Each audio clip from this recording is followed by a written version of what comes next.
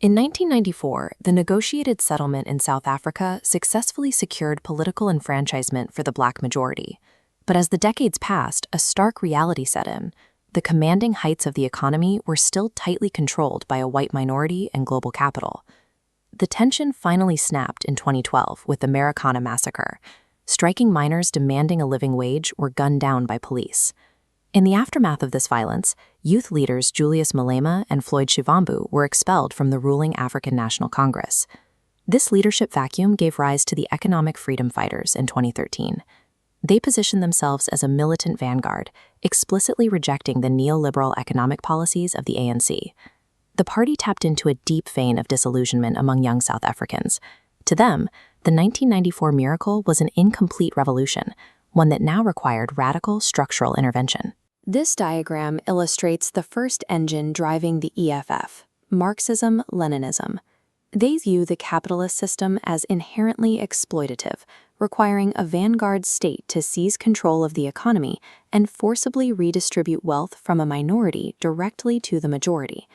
The second engine, Fanonianism, emphasizes the psychological and cultural emancipation of Black South Africans to restore the human dignity stripped away by apartheid. You can see this Fanonian theory at work directly on the parliamentary floor. By wearing red miners' overalls and domestic workers' uniforms inside traditional wood-paneled chambers, EFF members aggressively reject standard parliamentary decorum and align themselves visually with the working class. The EFF strategy targets both the economic architecture and the cultural norms of post-apartheid South Africa for aggressive dismantling. This timeline charts the most aggressive of the party's 7 cardinal pillars, the total abolition of private property. Instead of permanent deeds, the state becomes the sole custodian of all land, issuing citizens and businesses renewable 25-year land use licenses. Next is the complete nationalization of strategic economic sectors. This specifically targets mines, commercial banks, and the South African Reserve Bank to permanently halt corporate profit repatriation. By utilizing these newly nationalized assets, the state would theoretically capture the revenue needed to fund massive public housing initiatives, alongside free, high-quality education and healthcare as guaranteed human rights. To address the spatial legacy of apartheid, the party plans to expropriate land near inner-city centers. This allows marginalized communities to be integrated directly into active economic hubs, rather than remaining pushed to the periphery. These pillars represent a total rejection of the gradual reforms proposed by the centrist Government of National Unity. The EFF demands an immediate state-enforced transfer of wealth. At the local level, the party translates these broad theories into tangible municipal strategies, like the insourcing revolution.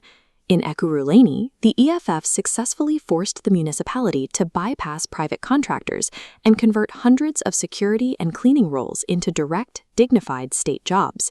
They also deployed direct action campaigns targeting the 16 to 30 demographic. Through movements like Sizofrude and Kani, party members physically intervene on campuses to help students overcome administrative barriers to university registration. Similarly, the Umtana Eskoloni campaign puts operatives on the ground to prevent high school students from being excluded from class over unpaid fees or uniform violations. Heading into the 2026 municipal elections, the EFF has adopted a militant victory or death mandate.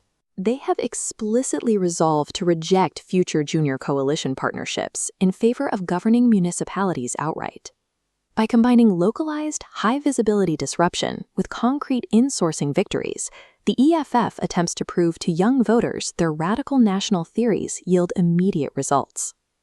Economic analysts warn that executing these policies carries immense risk. Immediate nationalization and the total abolition of private property rights could easily trigger massive capital flight and severely destabilize the market. Beyond economic theory, the party's pillar of accountable, corruption-free governance is heavily contradicted by the collapse of VBS Mutual Bank. Look at this flow of funds chart tracking the VBS fallout. Sworn affidavits allege the EFF received a 1 million rand monthly kickback to protect the bank, while 16 million rand was funneled directly into accounts linked to party leadership to fund personal expenses. This scandal creates a massive credibility gap. Voters are forced to ask if a party leadership accused of looting a regional mutual bank can be trusted with absolute control over the entire national economy. Compounding these ethical issues is a wave of internal instability.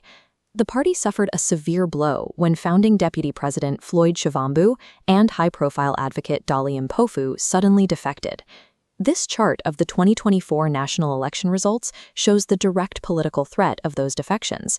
Shivambu joined the newly formed MK Party, which officially overtook the EFF's long-held position as the third largest political force in the country.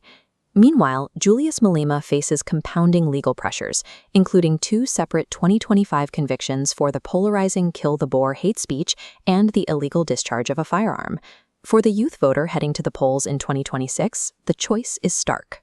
A vote for the EFF offers a genuine, militant overhaul of a deeply unequal economy, but it demands accepting profound financial risks, deep internal instability, and severe ethical contradictions.